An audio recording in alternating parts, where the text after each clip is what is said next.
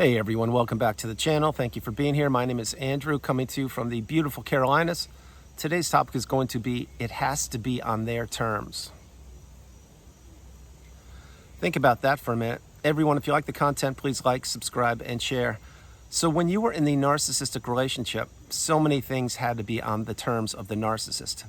And many of these I will jump into. The first one would be, let's think about your friends.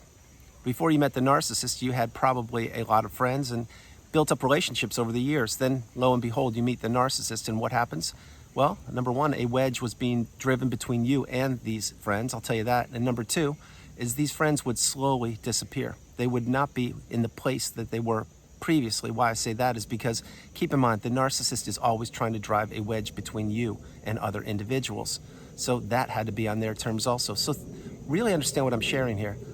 The narcissist would tell you, hey, who is this person? They're no good for you. They don't like you. They don't respect you. And that is a mini version of the smear campaign, but it's also dropping seeds of doubt, and it's driving a wedge between you and virtually any person that you're thinking about right now.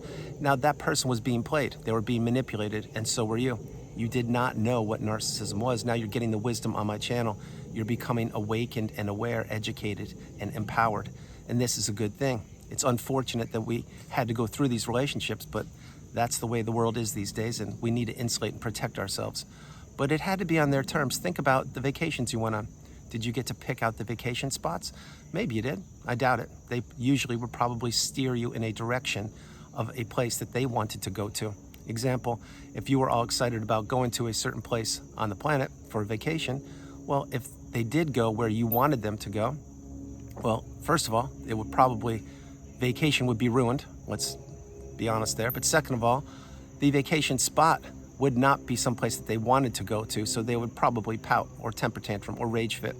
And then you learned after that, yeah, you should just be quiet, be silent, and go to the vacation spots where the narcissist wanted to go, because it was easier, even though you still experienced the toxic, poor behavior at that vacation destination. But it had to be on the terms of the narcissist.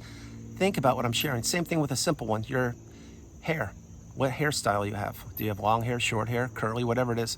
The narcissist would treat you as a Barbie doll or a Ken doll, and they would want you to look a certain way. And if your hair, let's say, was long when you met the narcissist, well, they would tell you, no, I don't think that fits you. I think you should get a haircut. Next thing you know, you have a military haircut, doesn't suit you, and boom, what are you doing? You're doing things that the narcissist wanted you to do. This is exactly how they overtake your life. You become an extension of them. You become a pawn, a puppet, if you will. You become a Barbie or Ken doll, just like I mentioned. You just didn't know it. Other things that had to be the way of the narcissist: financial abuse. Think about this. If the narcissist controlled the money, they would dictate whether you could spend your money or you could not spend your money, or if you had money at all, or which bills would be paid, or what services you would have. Example, let's say if you're still watching Netflix, they would let you know, hey, this Netflix it's too much money. Even though it's $15 a month, it's too much money. And maybe you were watching Netflix every day for multiple hours a day. You were getting value from it, as an example, but they would take that away from you. Why? Because you liked it, and because they could do what they did. That's another example. It had to be their way. That's the same thing with the car you bought. Let's say that you wanted car A, and you researched it, you looked it up, and you got a great deal, and you did all the legwork. You went to purchase the car, and the narcissist would say, no, I don't think that's becoming. I don't think you should get that one. You should get this one. And what did they do? They steered you in a different direction for a car that you didn't even want or like. Maybe they're not the car you wanted, the model, the year, and you probably overpaid or massively got taken advantage of. Why? Because the narcissist didn't want you to have what you wanted. It had to be their way. This is the way the narcissist infiltrates relationships. Slowly, insidiously, they plant seeds of doubt, seeds of miscommunication, seeds of distrust, seeds of dishonesty, seeds of manipulation. And you don't know what's going on because, again, you weren't taught this in school. You were not prepared for a relationship like the narcissistic relationship. You're now getting the wisdom on my channel. You're understanding that these people are all over the place and that you need to have boundaries. You cannot be a people pleaser. You cannot be a yes person. You cannot just agree to give your empathy and or time, love, money, energy away just because somebody asks you for it. You need to become the educated empath, which is a video I created a few months ago. Please check it out. Getting back on track, the narcissist, it had to be their way. That's virtually with everything. And you were groomed and you were trained in the relationship. Think about all the things you gave up for the narcissist or for the relationship because you were trying to help the narcissist out. Think about what you did. You put them way in front of yourself. And that is most likely why you are an empath or you have a high level of empathy. Maybe you were stuck in the trauma bond throughout most of that relationship. That's probably the truth. But having said that, again, you were giving to a fault. You were being a people pleaser. You were putting this individual above you. In other words, you were putting them way in front of you. Now you're getting the wisdom and you're placing yourself first, second, and third. You understand you are the priority. You are now on the healing path and or you have healed. You are now becoming or are the most galvanized, strongest version of yourself possible. But all these things I'm sharing with you, it had to be the way of the narcissist. Think about if the narcissist discarded you. And if they did, my heart goes out to you. But if they did, what did they do? Well, they abruptly ended the relationship. There was no communication. It was a body slam. You were crushed. You were devastated. You were crumbled up like a sheet of paper and thrown away in the freeway. And again, I don't say that lightly, but that's what they did. They did what they did to you. And believe me, I know what it's like. And they didn't care. They had zero concern for you or your future or your well-being or your health or how you were going to pick yourself up. But remember this, they did that on purpose to inflict the most damage on you possible. When the discard happens, usually it happens around a holiday or a pivotal period of time when you're vulnerable. Let's say you just got a surgery or you just lost your job or you just relocated or you just had some diagnosis or a member of your family just passed away and you were grieving. This is when the narcissist likes to inflict the most damage at vulnerable periods of time. Now, having said that with the discard, there is no good time to be discarded. It's not a good thing to go through, believe me when I tell you. But when it happens, it's usually around a pivotal period of time, perhaps even a pandemic, perhaps even around a holiday that used to be your favorite period of time when you had a detached retina and you couldn't walk and you had no social circle and you were into credit card debt up to your eyeballs, you had no car, your dog had died, and you were left alone. Understand what I'm sharing with you. But the point being is all these things had to be on the timeline of the narcissist. That's another way. Think about the kids' school. Which school did the kids attend? Is it the school that you wanted them to go to? Probably not. It probably was the school that the narcissist wanted them to go to.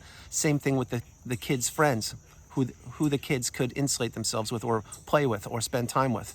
Did the narcissist want the kids to be growing, budding, having stable relationships? Or did they want to keep them repressed and in the house and not getting out and experiencing life? It's probably the latter. But the point being, this is all what the narcissist wants. Remember, to the narcissist, control over everything is vital. It's imperative. It gives them the supply. It makes other individuals not have a voice. And when you have control over the family, the finances, the vacations, the food in the house, the peanut butter that is bought, the clothes that are worn, the relationships that you may or may not have, that is a lot of power for one individual. And when that power of the individual, i.e. the narcissist, is being taken and manipulated, in other words, it is not being used for good, it is being used for evil or nasty purposes, that's not a good thing. But that's what these people do. The narcissist infiltrates so many people's lives. It's not just one person. It is multiple people. And those people have a ripple effect on other people. And this is exactly why narcissism must be stopped. It is very, very challenging to go through one of these relationships and you don't have the education. You don't know what you're up against. And each and every day you keep on working for the narcissist and working for the relationship and you're wearing thin, your energy is being depleted, your time is being exhausted, and your money is not even where it should be. Having said that, your health has taken a massive hit. But what you're doing is you continue to work for the relationship. I say that so frequently on the channel because when you don't know what you're up against, it is, again, like a chess game. That the narcissist could move 3 pieces in a row, 1, 2, 3, to start the game, and it was advantage to them. They essentially had already won the game before it was over. But number 2, this isn't a game. This is your life. This is your experience on this planet called Earth. That's not how the narcissist looks at relationships. They look at relationships as opportunities, ways to decimate individuals and to take from unsuspecting people. That's not what you do. You want to build people up. You want them to do well on this planet. You want to grow. You want to teach. You want to educate. You want abundance for individuals. The narcissist just doesn't want you doing any of those things. They want you working for them. Now, having said all those things, when you have the wisdom, like I shared, it is your duty to take action, if not now, when. This is why you must have boundaries. This is why you must do things in your time now. Consider what I'm going to share with you. Think of all the the things you did when you were in the relationship with the narcissist that you were doing for them, and you would drop everything that you were doing to accommodate the narcissist. Example, pick them up from work, or pay a bill, or pick up their car, or the groceries, or the cleaning, or doing chores, whatever it was. You would be doing anything that they asked you to do because, again, you were placed in the trauma bond. You were placed in that zombie-like, trance-like state, the narcissistic fog, where you are not living, you're existing. That's where they wanted you. And just when you try to figure it out, just when you began to figure out who they were, and you said, hey, wait, something's wrong here, and if you would try to put a boundary up, that's when they would usually give you fake adoration or fake love or fake empathy, and they would get you back in line. And then a day later or a couple days later, boom, the toxicity and the negativity reappears because they just got you back into place. That's what the narcissist does. But remember, everything in these relationships, it's got to be on their timeline. Going back to the discard, like I shared, if you were discarded, you know what I'm talking about. They just crumbled you up and threw you away. Now, I'm not trying to trigger you. I'm not trying to upset you. I'm letting you know that that's what they did.